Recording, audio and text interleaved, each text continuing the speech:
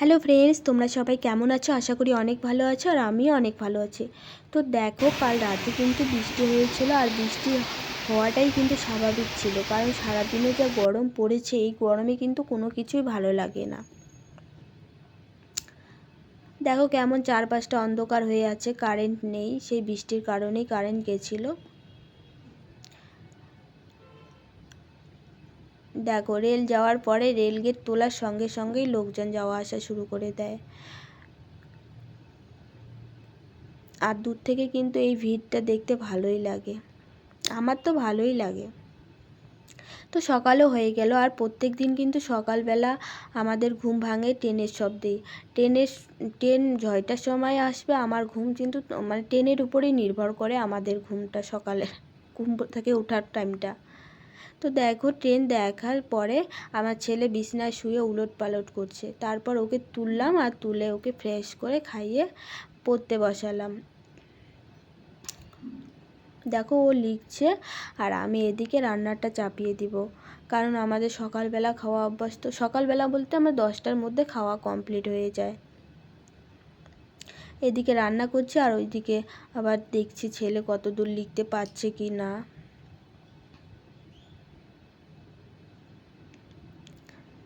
এদিকে ও লিখছে, এদিকে আবার নোংরার গাড়িও চলে এসছে।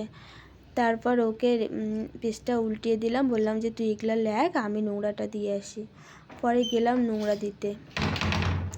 নোংরা দিতে হয় না আমাকে, কারণ তোমাদের দাদাই নোংরাটা দিয়ে আসে। ও সকালে ছেলেকে পড়ায়, মানে ও আজকে নেই, ও সকাল সকাল আজকে অফিসে গেছে, সেজন্য আজকে আমার মানে চাপ হয়ে যাচ্ছে।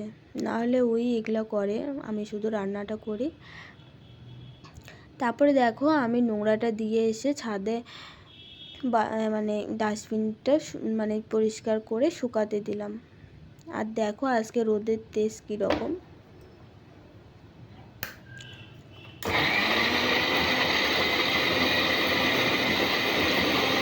তোমাদের দাদা থাকলে আমার অত মানে চাপ হয় না, শুধু রান্নাটা মানে করি ব্যাস।